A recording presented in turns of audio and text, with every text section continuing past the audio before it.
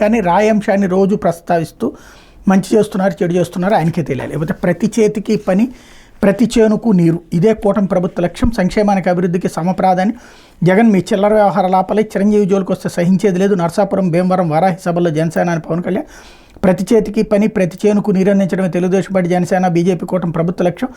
సంక్షేమానికి అభివృద్ధికి ప్రాధాన్యం ఇస్తూ ముందుకు వెళ్తాం. నదులను అనుసంధానిస్తాం. వీలైన త్వరగా పోలవరం పూర్తి చేసి వలసలు పస్తులు లేని రాష్ట్రాన్ని నిర్మిస్తాం.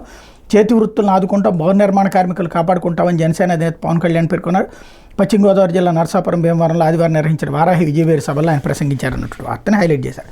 అయితే బోండా ఉమా పేరు చెప్పాలంటూ ఒత్తిడి చేశారు. సతీష్ను పోలీసులు భయపెట్టి రాయి వేసినట్టు తనతో చెప్పించారు. నన్ను భయపెట్టాలని చూశారు. గట్టిగా నిలబడ్డ పోలీసులు స్థానిక వైకాపా నేతల నుంచి నాకు ఇబ్బందే. ఈనాడుతో తెలుగుదేశం పార్టీ నాయకుడు వేముల దుర్గారావు అంటూ మీ నాయకులు కానీ బోండా ఉమా కానీ సీఎం జగన్పై రాయి వేయించమన్నారా అని పోలీసులు నన్ను విచారణలో పదే ప్రశ్నించారు. అసలు ఆ ఘటనతో నాకు సంబంధమే లేనప్పుడు వారు చేయమన్నారని ఎలా చెప్పేదని గట్టిగా ప్రశ్నించారు. దీనికి పోలీసులు నాపై 2 దెబ్బలేశారు. చేయని నేరానికి నేను 4 రోజులు పోలీస్ కస్టడీలో ఉండాల్సి వచ్చింది. రోజుకి 5 గంటల పాటు నన్ను విచారించారు. నేను ఏ తప్పు చేయలేదు కాబట్టే పోలీసులు నన్ను విడిచిపెట్టారు.